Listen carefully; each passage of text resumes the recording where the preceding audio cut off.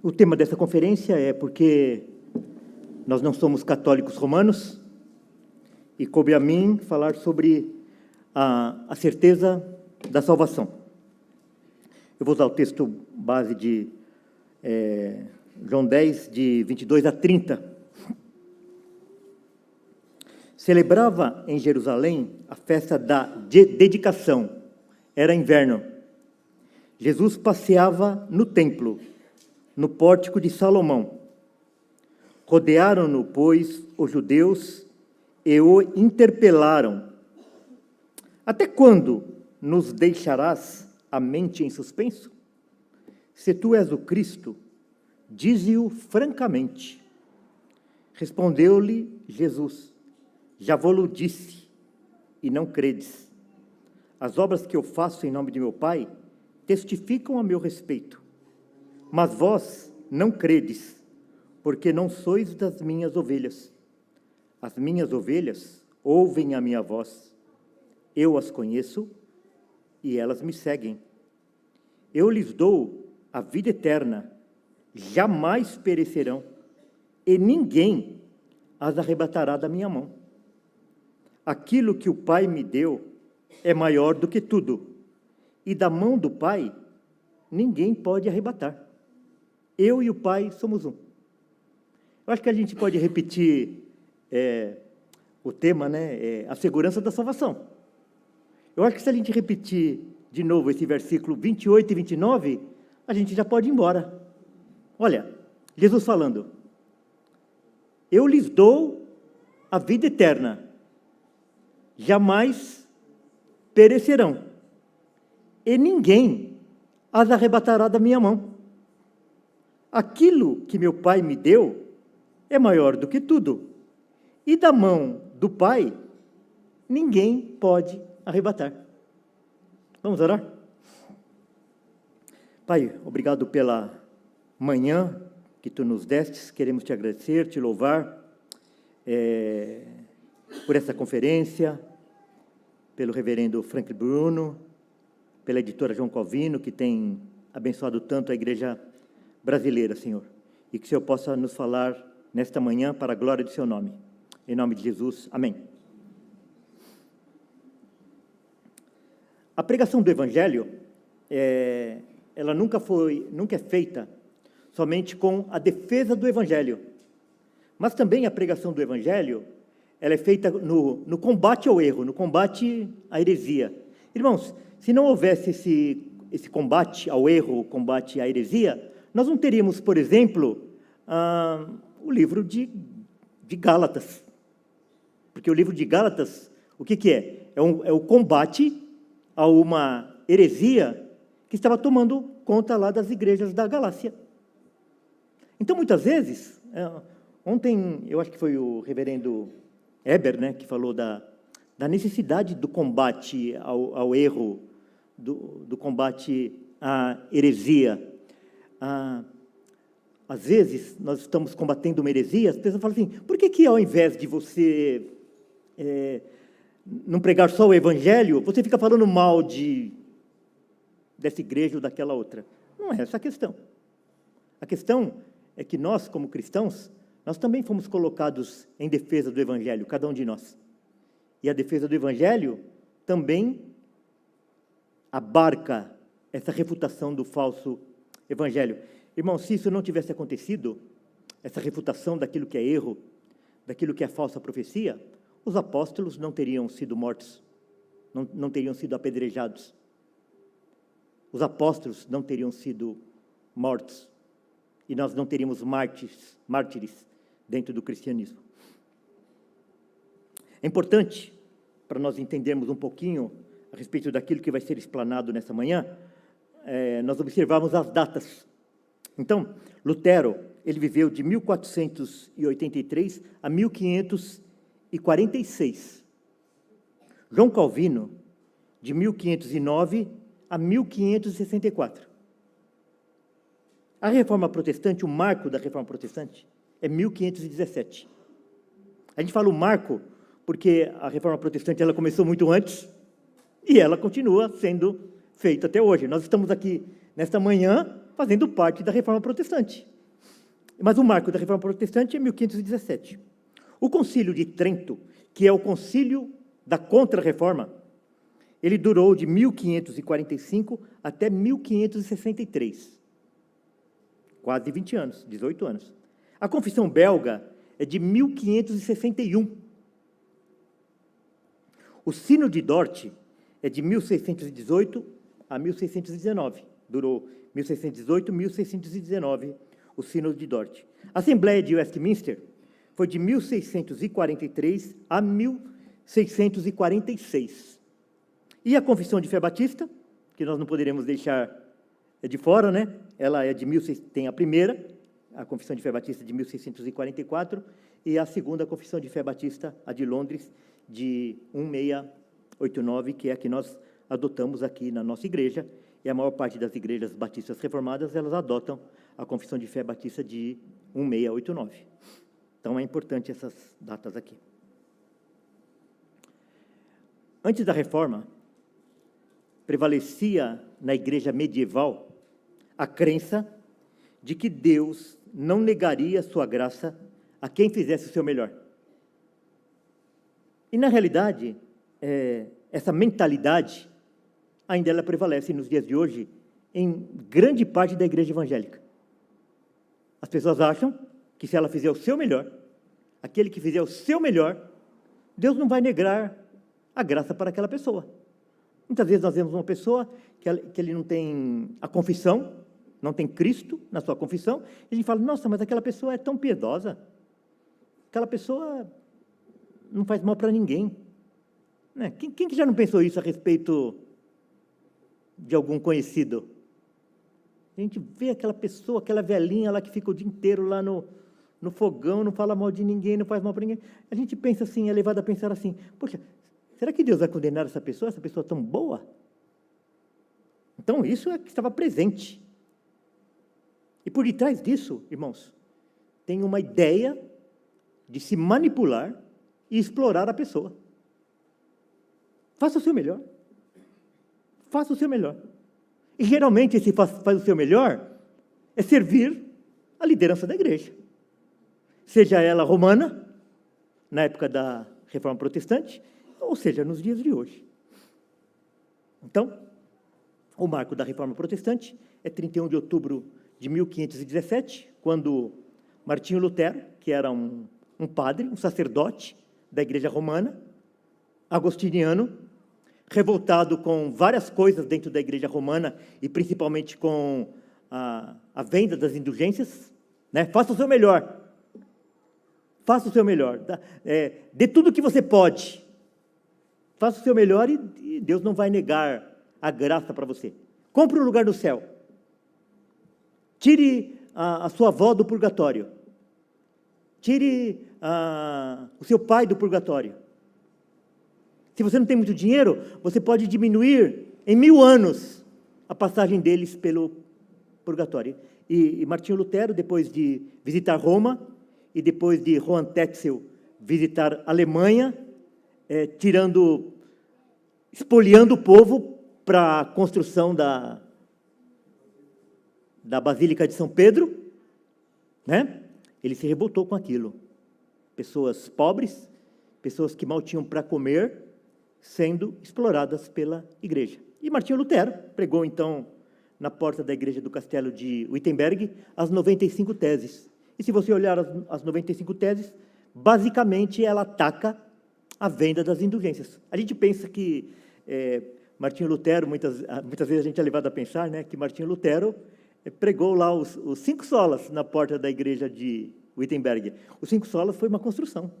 No início da Reforma Protestante, Martinho Lutero ainda não tinha uma visão muito clara daquilo que gerou a venda das indulgências, daquilo que gerou a exploração do povo, a exploração dos fiéis. Isso ele foi adquirindo com a passagem dos anos, com os debates. O grande lema da reforma é: a liberdade de Deus punir os pecados não está à venda. Ou seja, Deus é incorruptível. Olha o contraste. Prevalecia na igreja medieval a crença de que Deus não negaria a sua graça a quem fizesse o seu melhor. E a reforma protestante, a liberdade de Deus punir os pecados não está à venda. Ou seja, Deus é incorruptível. A igreja romana, irmãos, presta atenção, a igreja romana nunca negou as escrituras, nunca negou a graça, nunca negou a fé, nunca negou Cristo e nunca negou glória a Deus. Nem na Idade Média, em qualquer parte da igreja, em qualquer época, mesmo nos dias de hoje, eles não negam a Escritura, não negam a graça, não negam a fé, não negam Cristo, não negam glória a Deus. Então, se eles não negam, nós precisamos perguntar aquilo que é o título, né, da conferência.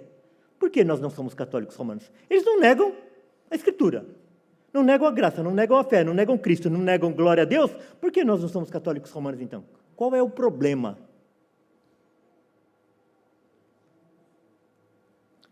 Irmãos, nós não somos católicos romanos, porque nós não somos sinergistas, e sim monergistas.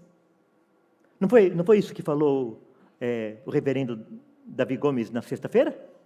Nós somos monergistas, nós não somos sinergistas. Então, esse termo sinergista, então, que duas ou mais forças concorrem para a mesma finalidade, nós somos monergistas. A salvação pertence ao Senhor.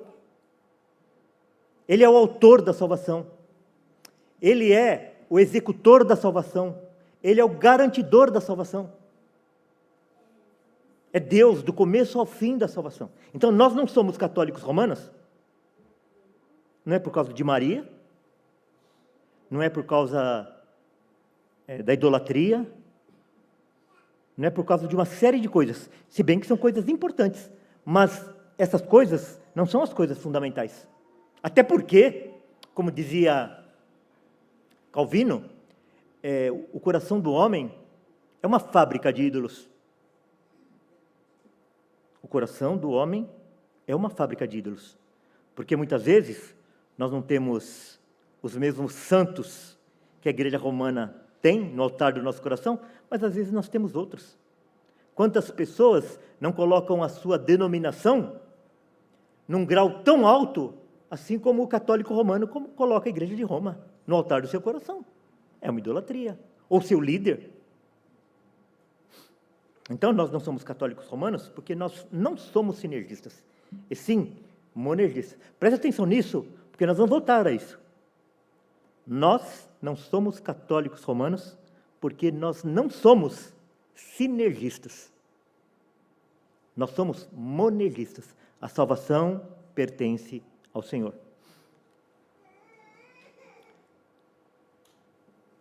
Os 5 pilares da Reforma Protestante, que são conhecidos como 5 solas, é o sola Escritura, sola gratia, sola fide, solus Christus, soli Deo gloria. Somente a Escritura, somente a graça, somente a fé, somente Cristo, glória somente a Deus. Irmãos, mas alguns minutos atrás, nós falamos que a igreja romana, ela não nega a Escritura, não nega a graça, não nega a fé, não nega Cristo e não nega a glória a Deus. E agora nós estamos falando que os pilares da Reforma Protestante são esses aqui? Qual a diferença? A diferença está nessa palavrinha, sola, somente, só. Por quê? Porque a igreja de Roma era a Escritura e a tradição, a graça e os méritos, a fé e as obras, Cristo, Maria e a igreja, glória a Deus, a Cristo, mas também a Maria, mas também aos santos, mas também a igreja, mas também a hierarquia da igreja. Então, qual a diferença entre nós e a Igreja de Roma. Essa palavrinha que revolucionou o mundo. Somente as Escrituras, somente a graça, somente a fé, somente Cristo, glória somente a Deus. Lutero, como grande líder da Reforma Protestante, teve vários oponentes. Lutero teve muitos debates. Alguns debates no privado, debates em grupos menores e em debates abertos, debates públicos. Podemos destacar, entre eles, Johann Tetzel, o grande vendedor de indulgências, que foi o grande tema da publicação das 95 teses em 31 de outubro de 1517, como eu já disse, e Johann Eck, entre outros. Só que Johann Tetzel, que é o mais conhecido, um dos mais conhecidos, não foi o grande debate de Lutero. O maior adversário de Lutero, tanto em capacidade como no objeto da oposição, foi Erasmo de Roterdã, como o próprio Lutero admitiu. O próprio Lutero admitiu que o seu grande opositor, que o seu grande adversário foi Erasmo.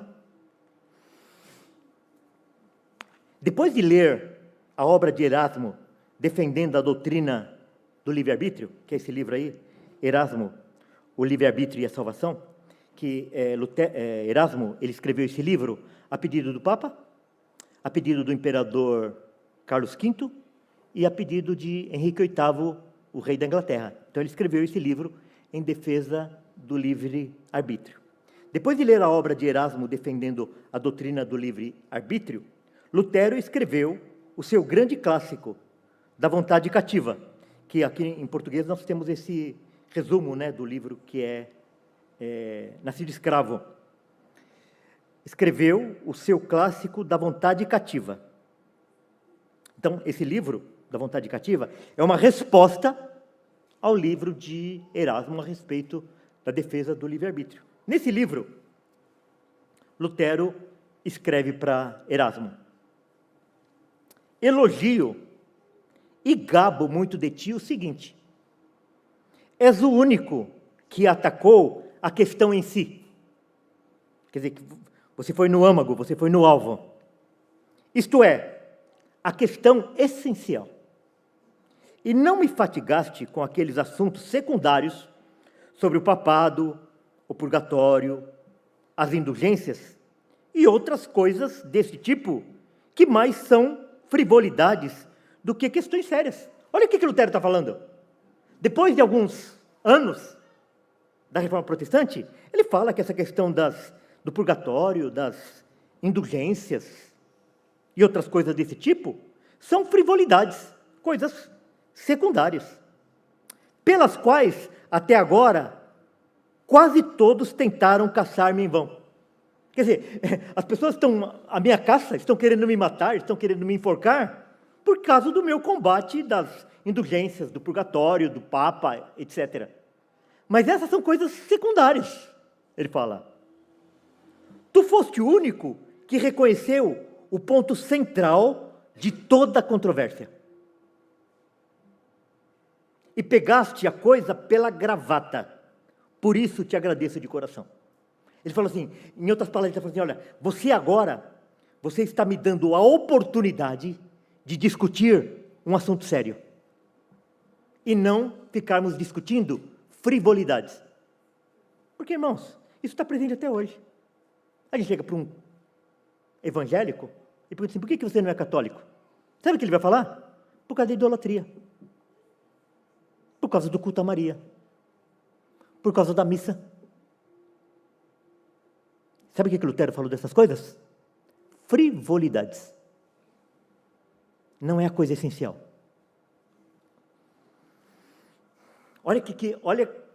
Irmãos, olha o que Lutero vai falar de Erasmo. Erasmo nada mais é do que casca sem nós. Quer dizer, superficial. Sapo coachante. que não fala nada com nada. Enguia que não pode se pegar e que utiliza seus conhecimentos para o mal. Irmãos, Erasmo, ele era um erudito, ele era o maior erudito da igreja de Roma. Lutero era o filho de um mineiro, que utiliza seus conhecimentos para o mal. Isso, irmãos, está presente em toda a vida da igreja, desde o início. Pessoas se utilizando do seu conhecimento para o mal, para deturpar o evangelho. Nada sabe acerca do perdão de pecados e é um pagão crente no destino. Zombra de Cristo, de quem é o maior adversário. É Judas, cuja vida que desconhece a tentação encontra a morte sem penitência. Essas são as palavras. Algumas das palavras pelas quais Lutero se dirige para Erasmo. Por quê? Porque Erasmo estava defendendo a coisa principal que a igreja deveria combater, que era a doutrina do livre-arbítrio. Então, a grande luta da reforma protestante não foi contra o papado ou o purgatório, as indulgências, ou outras coisas semelhantes a estas, mas sim o combate à doutrina do livre-arbítrio, que ensinava que o homem tinha capacidade de escolher entre fazer o bem ou o mal. Você pode. Então, se você pode fazer, você pode dar, você pode doar, você pode receber ordens, você pode cumprir ordens. Percebe o que tem por detrás disso? Então, daí Lutero fala assim, se algum homem atribuir qualquer parte da salvação, o que é qualquer parte? 0,0000. Qualquer parte da salvação, mesmo a menor parte dela, ao livre-arbítrio do homem, ele nada sabe sobre a graça e não conheceu a Jesus Cristo corretamente. Então, qualquer pessoa que ela seja sinergista, ela não conheceu a Jesus Cristo corretamente.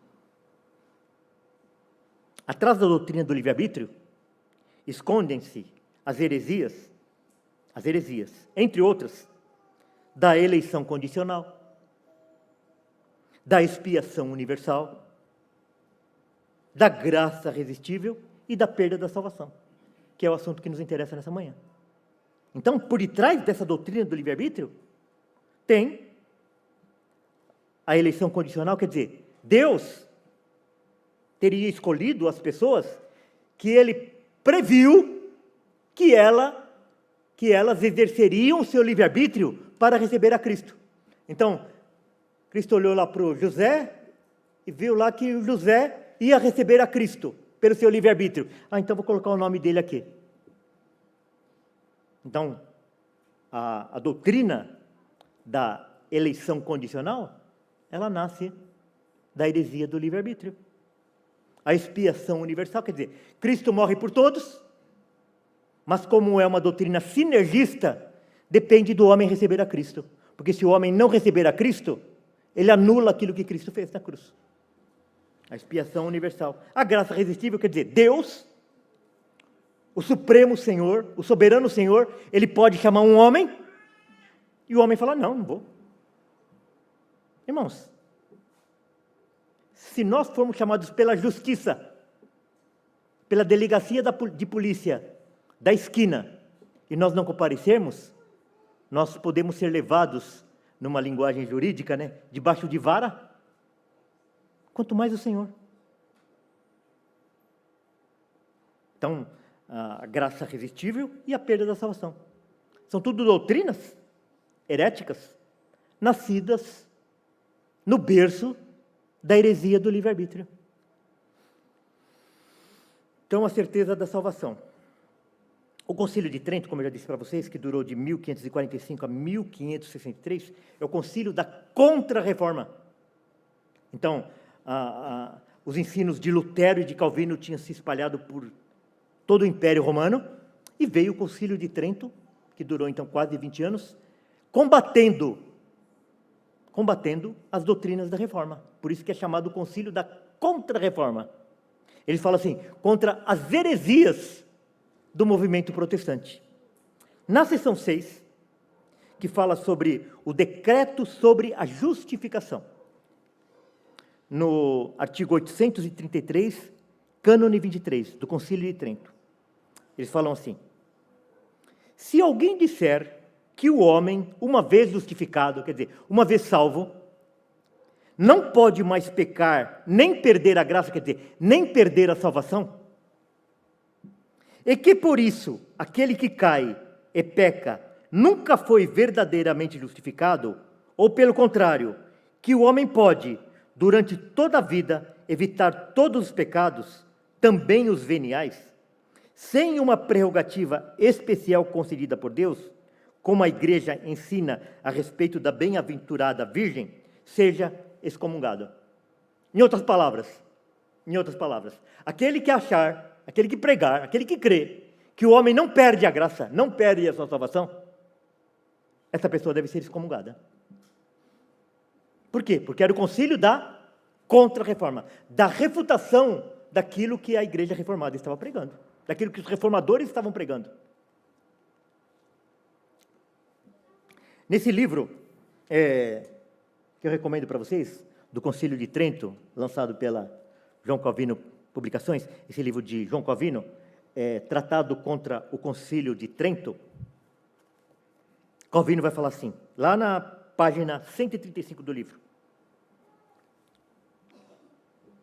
a doutrina da justificação do homem seria facilmente explicada, não fossem as falsas opiniões com as quais as mentes dos homens estão ocupadas, espalhando escuridão sobre a clara luz. Ele está falando assim, é tão óbvio, é tão claro, é tão objetivo, cada um entende, qualquer um compreende, qualquer um entende, mas eles estão o quê? Espalhando escuridão sobre a clara luz. A principal causa da obscuridade, no entanto, é que somos, com a maior dificuldade, induzidos a deixar a glória da justiça inteiramente para Deus. O homem não quer atribuir a glória inteiramente a Deus. Esse é o problema. Lembra lá do quinto sola? Só lhe deu glória. E a Igreja Romana queria o quê? Dividir a glória de Deus com a Igreja, com Maria, com os santos da Igreja e com o próprio homem. A principal causa da obscuridade, no entanto, é que somos, com a maior dificuldade, induzidos a deixar a glória da justiça inteiramente para Deus. Nós temos dificuldade para isso. Pois sempre desejamos ser alguma coisa. O homem sempre deseja ser alguma coisa. E isso é atraente. Por isso que as igrejas sinergistas, aquela igreja de faça alguma coisa, você pode, você consegue, elas estão cheias. A Confissão Belga é de 1561. O artigo 16 fala sobre a eleição eterna de Deus. A eleição eterna por Deus. Por que eu estou citando a Confissão Belga? Porque as igrejas reformadas da Holanda, da Bélgica, e grande parte das igrejas reformadas, elas adotavam a Confissão Belga. Depois do Concílio de Trento. Cremos que Deus... Então, o que diz, então, o artigo 16 da eleição eterna por Deus? Cremos que Deus, quando o pecado do primeiro homem lançou Adão e toda a sua descendência na perdição, mostrou-se como ele é, a saber, como Deus é, misericordioso e justo.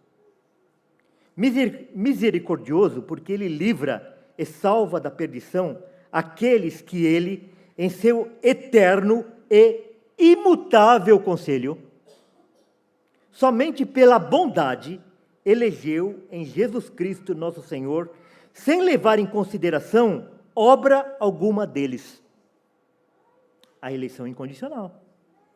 Justo, porque ele deixa os demais na queda e perdição, em que eles mesmos se lançaram. Então, a segurança da salvação está baseada nesse princípio, de que Deus escolheu sem mérito algum nosso, sem mérito nenhum no escolhido, mas somente pela sua bondade, pela sua misericórdia.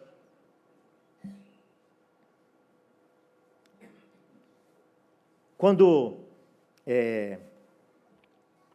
Armínio ele começou a ensinar na Universidade de Leiden, ele era um pastor reformado, que quando oficialmente chegava para ele repetia tudo aquilo que a confissão belga, que era a confissão de fé adotada pelas igrejas da Holanda, ele repetia aquilo com a maior facilidade. E ele jurava fidelidade à confissão belga. Assim como tem muitos pastores hoje que fazem essa confissão no dia da sua ordenação e no dia seguinte abandona.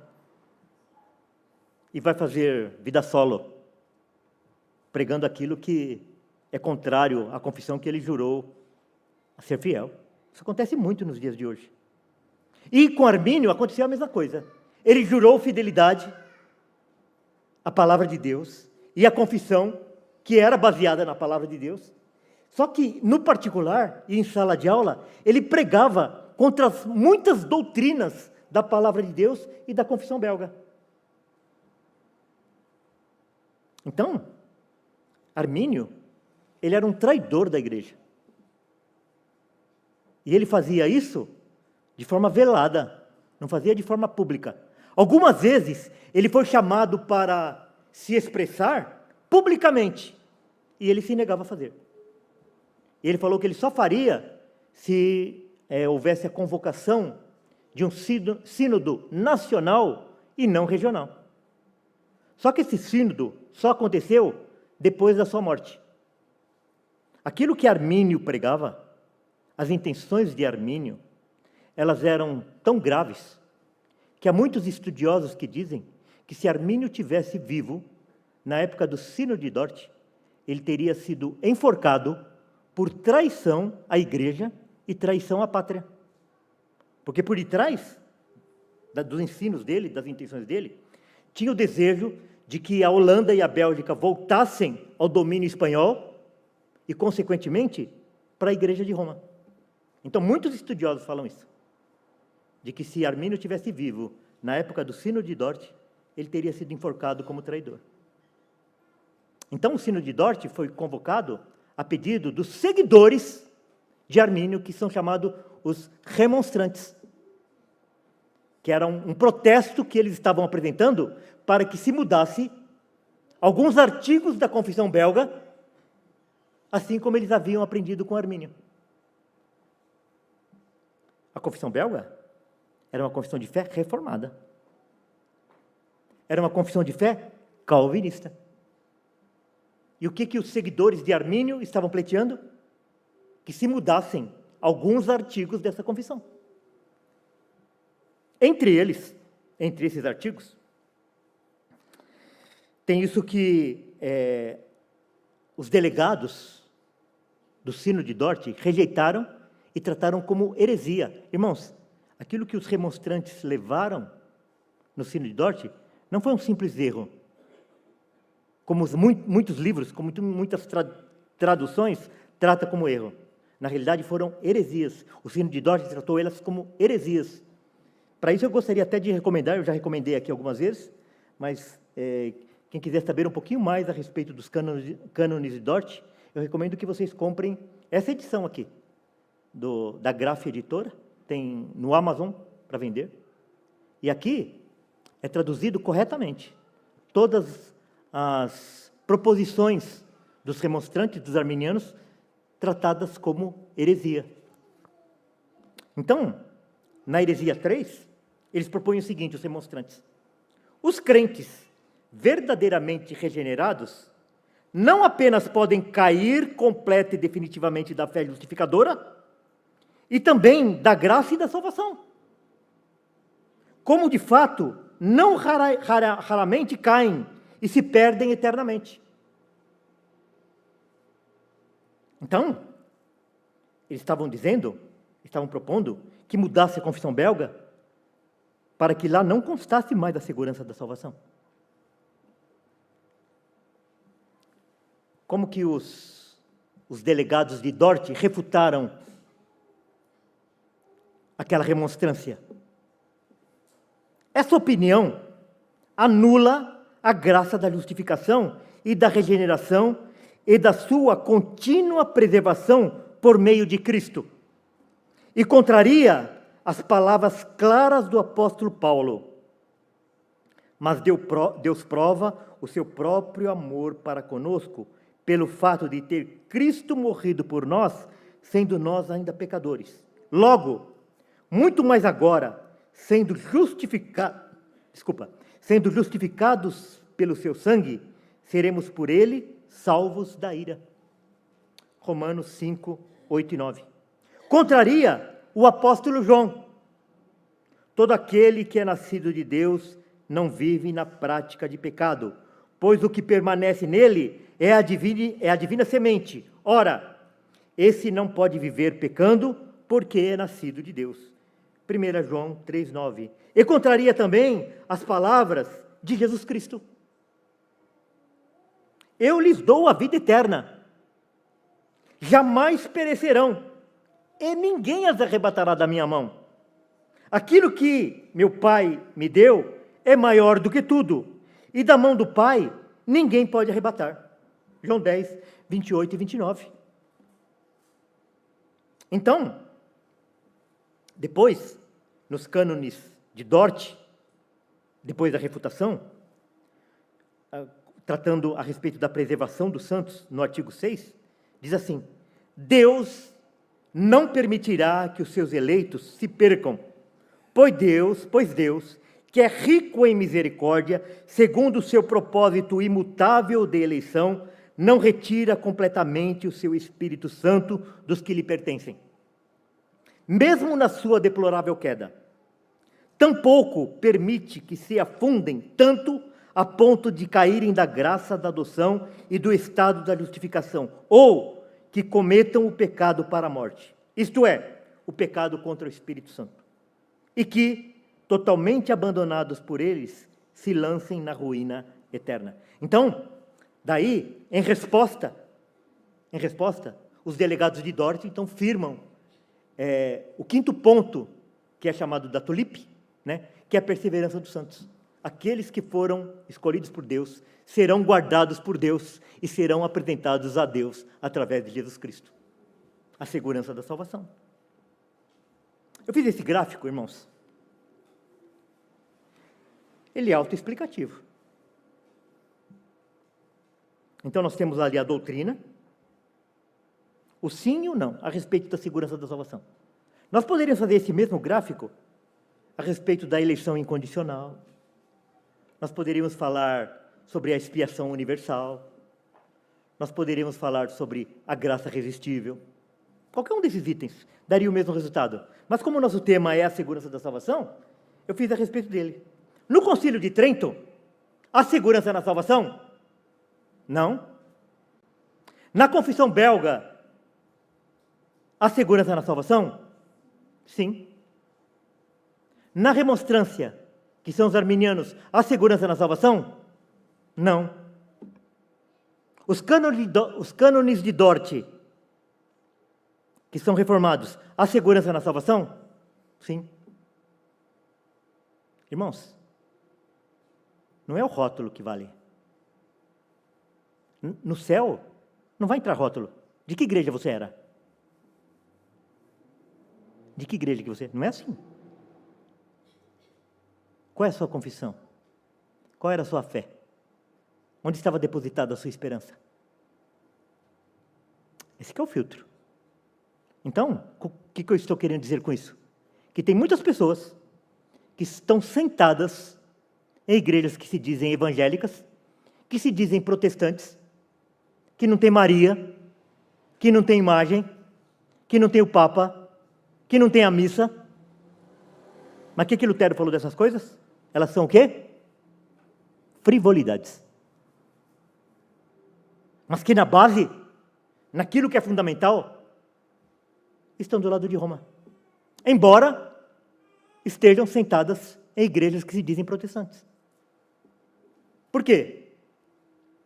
Porque a base da fé é a mesma da igreja romana. É a mesma do Concílio de Trento. Depois, essas mesmas doutrinas, elas foram repetidas em muitas das confissões, como a Confissão de Fé de Westminster, 1643 a 1646, que foi a duração da Assembleia de Westminster. No capítulo 18, da certeza da graça e da salvação. O que diz? Ainda que os hipócritas e outros não regenerados podem iludir-se vamente com falsas esperanças e carnal presunção de se acharem no favor de Deus em estado de salvação, esperança essa que perecerá. Contudo, os que verdadeiramente creem no Senhor Jesus e o amam com sinceridade, procurando andar diante dele em toda boa consciência, podem, nesta vida, certificar-se de se acharem em estado de graça e podem regozijar-se na esperança da glória de Deus, nessa esperança que nunca os envergonhará. E depois, a gente não poderia deixar de citar a Confissão de Fé Batista de 1689, no capítulo 18, a certeza da graça e da salvação. Os seguidores professos e outras pessoas não regeneradas, em vão podem enganar-se a si mesmos com falsas esperanças e presunções carnais, supondo gozar do favor de Deus e estar em um estado de salvação, pois essa esperança deles perecerá. Porém, os que realmente creem no Senhor Jesus e o amam sinceramente, procurando andar perante Ele em toda boa consciência, eles podem estar certos de que estão em estado de graça nessa vida e podem regozijar-se na esperança da glória de Deus, de cuja esperança jamais se envergonharão. Irmãos, qual a diferença básica da Confissão de Fé de 1689, Batista, para a de Westminster? Basicamente, eles vão diferenciar a respeito da ministração do batismo infantil e da direção da igreja. O restante, nós comungamos da mesma fé. Apesar dos problemas, isso aqui é bom, irmãos, nós sabemos disso. Apesar dos problemas, iremos encontrar, tanto no catolicismo romano, como no arminianismo, pessoas salvas, pois confiam somente em Cristo. Irmão, se não fosse assim, a igreja teria ficado séculos e séculos sem nenhum salvo. Então, muitas pessoas, elas têm uma fé confusa, elas não receberam toda a luz, mas na hora que você vai conversar com elas, elas creem somente em Cristo. Elas depositam sua esperança somente em Cristo. Então, o catolicismo romano é uma heresia? Sim. O arminianismo é uma heresia? Sim. Aqueles que defendem até o último segundo essas heresias são salvos? Não. São irmãos? Não. Mas, no meio do catolicismo romano e no meio do arminianismo, há pessoas que são salvas. Em todas as igrejas cristãs. Porque na hora que você vai conversar com elas, você percebe que elas têm uma fé genuína. É bom nós fizermos isso. Então, vamos ao texto. Então, celebrava-se o texto que pode nos dar esperança, em que as confissões de fé, elas são baseadas. Celebrava-se em Jerusalém a festa da dedicação, era inverno.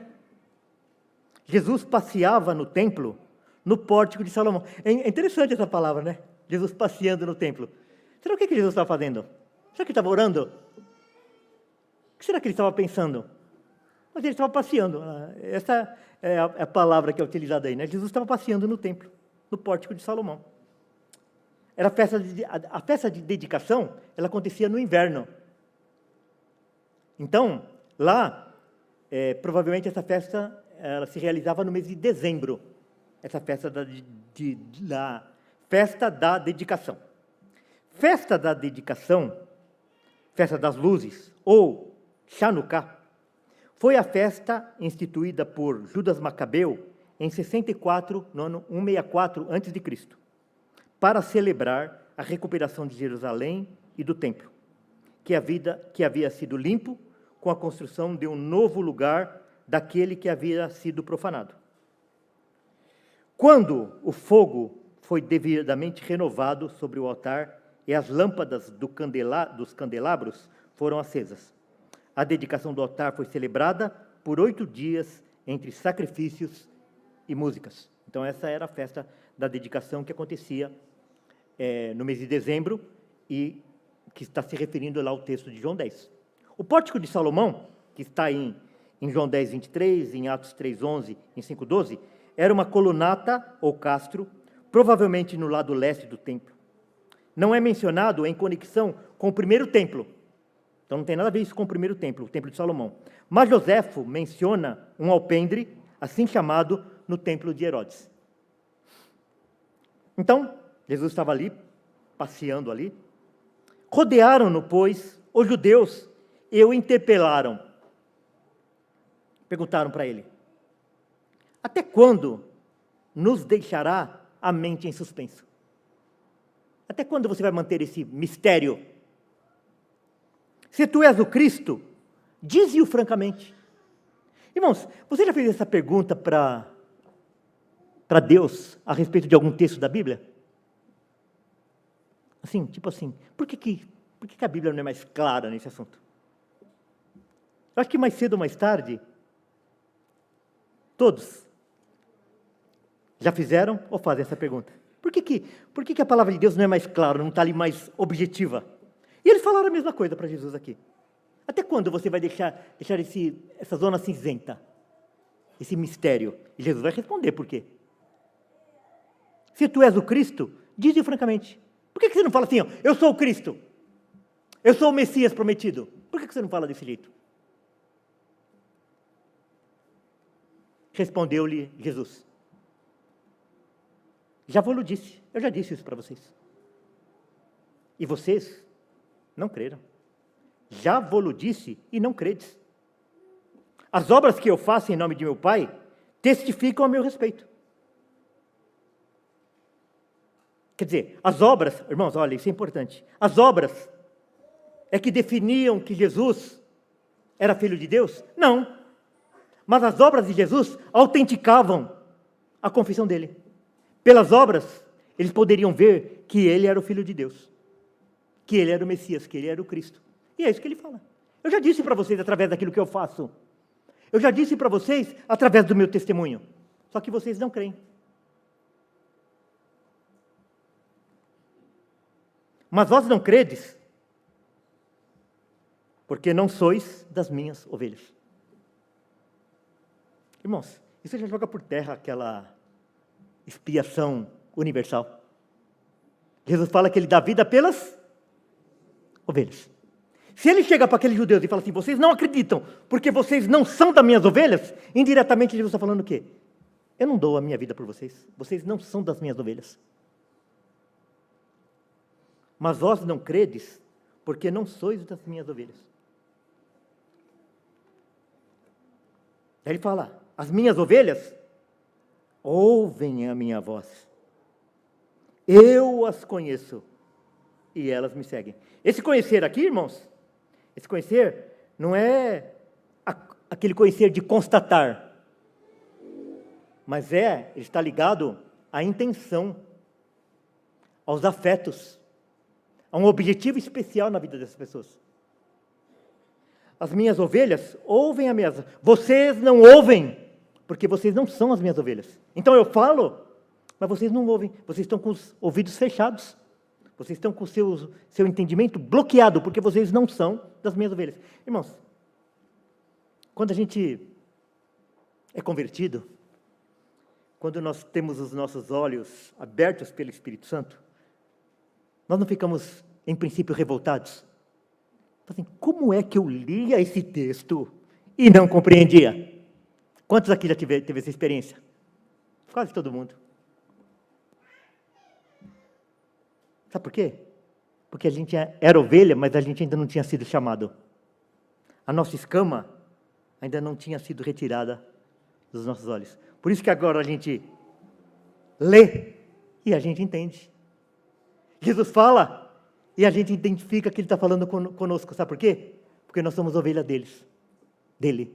E outras pessoas, que talvez sejam mais instruídas do que nós, sejam professores de gramática, sejam professores de interpretação de texto, sejam professores de hermenêutica, de exegese, de línguas originais, não entendem. Sabe por quê? Porque eles não compreendem.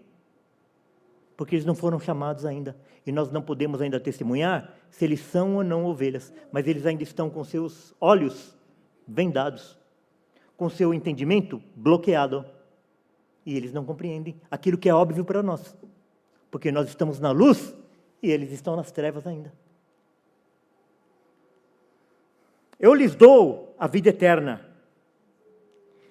Jamais perecerão. E ninguém as arrebatará da minha mão. Olha essas duas palavras. Jamais. E ninguém.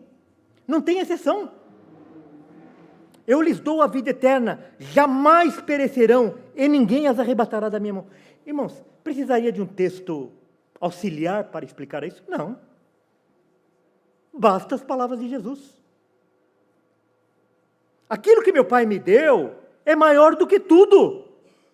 E da mão do Pai, ninguém pode arrebatar. Ele está confirmando. Ele está realçando aquilo que ele acabou de falar. E daí ele termina, né, esse texto aqui, essa parte, dizendo assim: eu e o Pai somos um. A garantia da salvação é feita tanto por mim como pelo meu Pai. Da nossa mão, ninguém pode arrebatar. Da minha mão, ninguém pode arrebatar. E da mão do Pai, ninguém pode arrebatar. Por quê? Porque eu e o Pai somos um.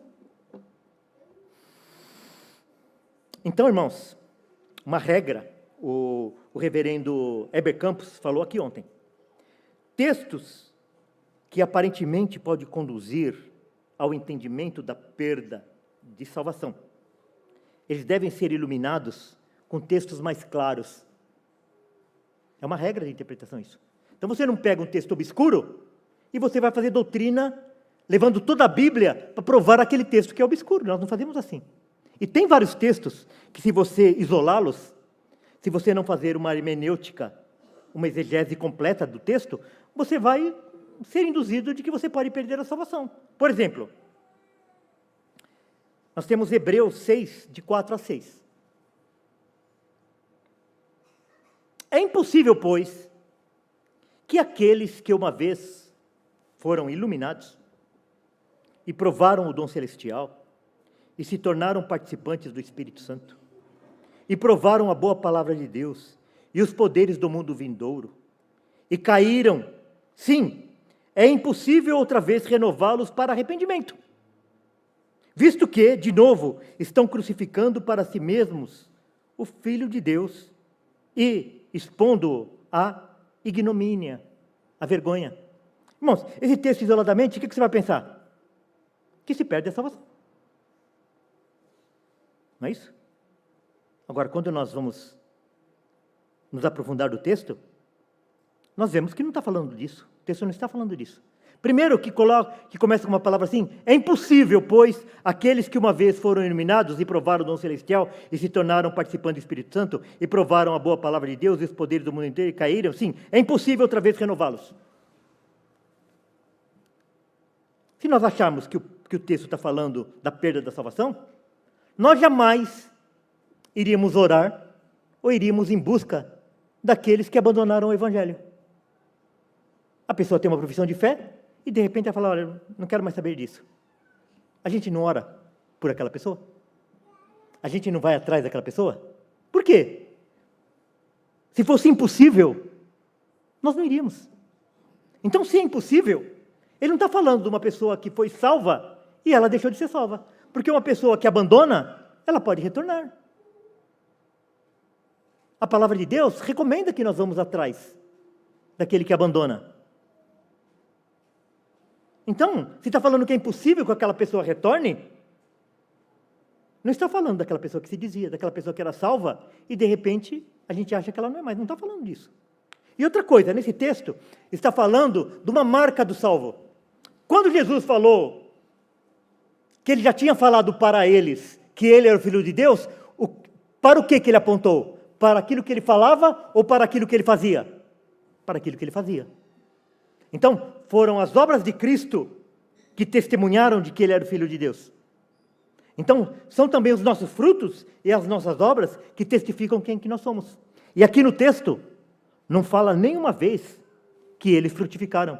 Então está falando aqui nesse texto, pessoas como Judas, que caminhou com Cristo, que recebeu todos os sermões direto da boca de Cristo, que viu os milagres, que viu todas as maravilhas que ele operou, mas que jamais se arrependeram, que jamais foram salvos. Então, aquela pessoa que nunca foi salva, ela nunca poderá, é impossível que ela seja recuperada, porque ela nunca foi. Outro texto muito usado para combater a doutrina da certeza da salvação é 2 Pedro 2,1.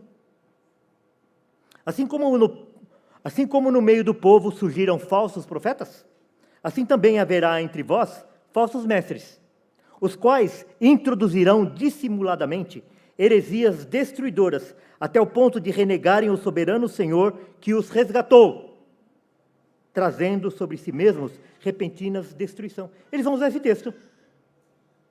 Agora, esse texto aqui, ele não está falando a respeito que eles foram resgatados para a salvação, que eles foram comprados com o sangue de Cristo. Não está falando isso.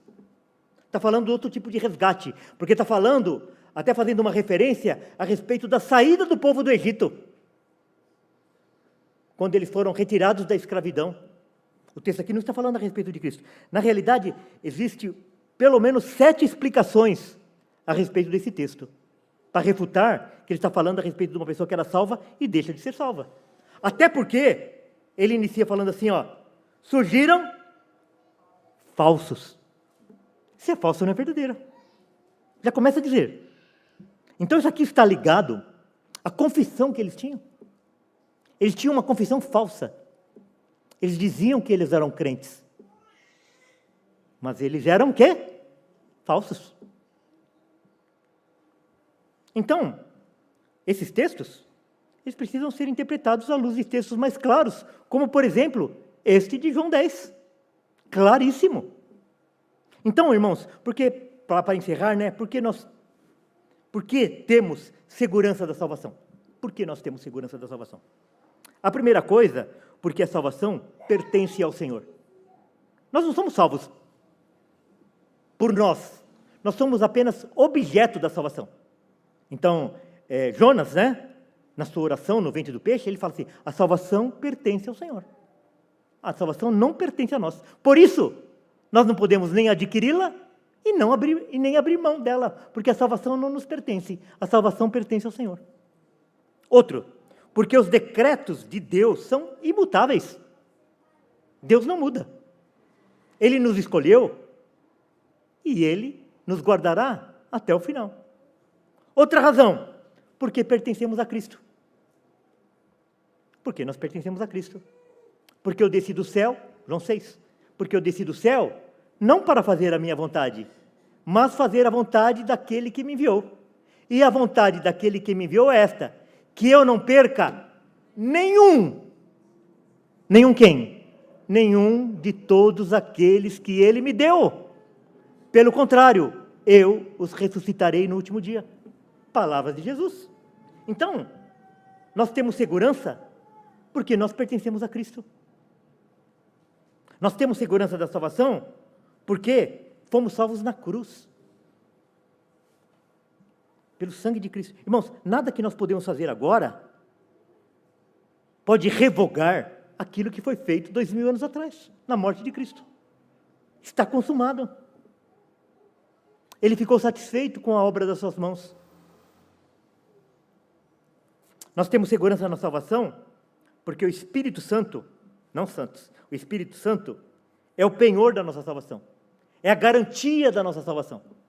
A garantia da nossa salvação não são as nossas obras. A garantia da nossa salvação, o penhor da nossa salvação, é o Espírito Santo. O Pai, o Filho e o Espírito Santo trabalhando na nossa salvação. Nós temos segurança na salvação porque não fomos salvos por nada que tenhamos feito ou deixado de fazer. Então, se nós não fomos salvos por algo que fizemos, como que a gente vai perder a salvação por algo que a gente possa fazer? Não tem nada a ver conosco. A salvação tem a ver com aquilo que Cristo fez. Por isso que nós temos segurança. Nós temos segurança na salvação porque todas as coisas necessárias para a salvação vêm de Deus. Nós precisamos nascer de novo. Nós precisamos nos arrepender. Nós precisamos ter fé. Nós precisamos perseverar.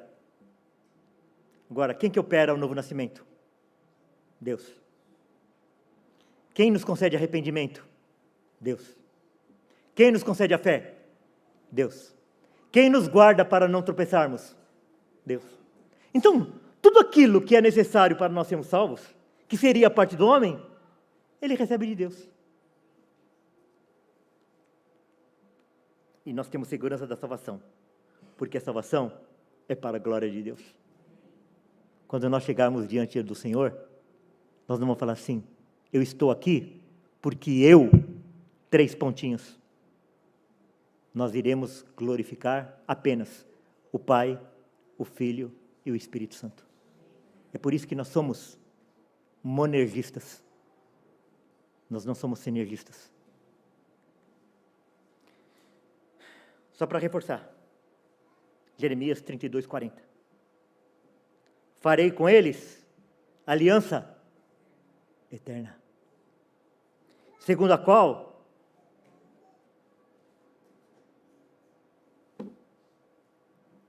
não deixarei de lhes fazer o bem, e porei o meu temor no seu coração. Até o temor que nós temos, é Deus que colocou. Para que nunca se apartem de mim. Precisa mais alguma coisa, irmãos? Para que nunca se apartem de mim. Romanos 8, 33 a 39. Quem tentará acusação contra os eleitos de Deus? Quem? Ninguém. É Deus quem os justifica. Quem os condenará? É Cristo Jesus que morreu. Ou, antes, quem ressuscitou, o qual está à direita de Deus e também intercede por nós. Intercede por nós? Quando a gente cai e fala assim, eu morri por eles, está pago, está pago, está pago. Quem nos separará do amor de Cristo? Será tribulação ou angústia, ou perseguição, ou fome, ou nudez, ou perigo, ou espada? Como está escrito, por amor de ti, somos entregues à morte o dia todo. Fomos considerados como ovelhas para o matadouro. Em todas essas coisas, porém, somos mais que vencedores por meio daquele que nos amou. Nós somos vencedores por quem? Porque nós somos cabeça e não cauda? Porque nós somos a menina dos olhos? Não. Em todas as coisas, porém, somos mais do que vencedores por meio daquele que nos amou.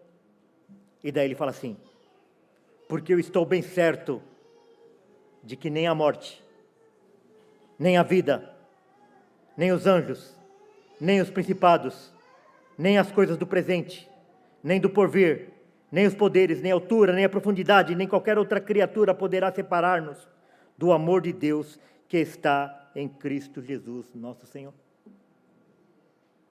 Há mais segurança que isso, irmãos?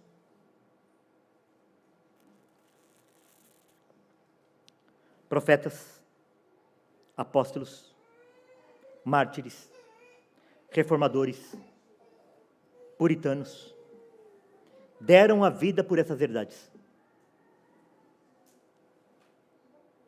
que são negligenciadas pela maior parte da igreja evangélica atual.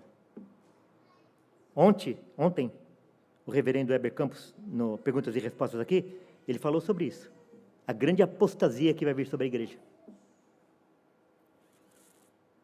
São negligenciadas pela maior parte da igreja evangélica atual. Por ignorância ou pela política da boa vizinhança. Os apóstolos, os profetas, os mártires, os reformadores, os puritanos, estavam dispostos a entregar a sua vida por essas verdades. E hoje, tem gente que não quer abrir mão nem de uma amizade por causa dessas verdades. Ah, não vamos...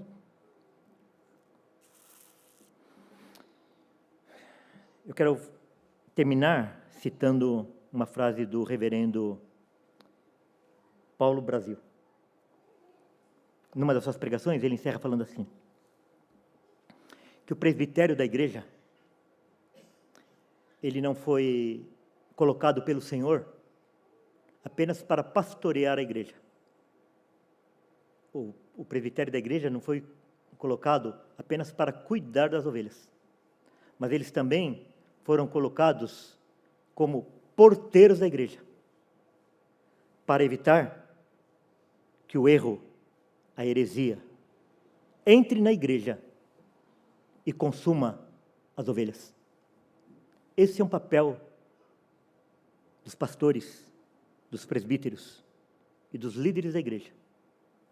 Além de pastores, ser o porteiro da igreja, para evitar que as heresias entrem na igreja e consumam as ovelhas. Que o Senhor possa nos capacitar para isso e que Ele possa colocar no nosso coração a segurança da salvação. Nós pertencemos a Cristo e da mão dEle ninguém vai nos arrebatar. Amém, irmãos? Pai, obrigado pela sua palavra. Obrigado porque o Senhor levantou tantos homens que deram a sua vida e outros que estavam dispostos a dar as suas vidas por essas verdades, por ter trazido de volta a pureza do Evangelho, Senhor. E nós podemos nesta manhã celebrar e relembrar todas essas coisas, Senhor. Que nós também tenhamos essa clareza e essa ousadia para sairmos em defesa do Evangelho. Te agradecemos, Senhor, pela Tua palavra, em nome de Jesus. Amém.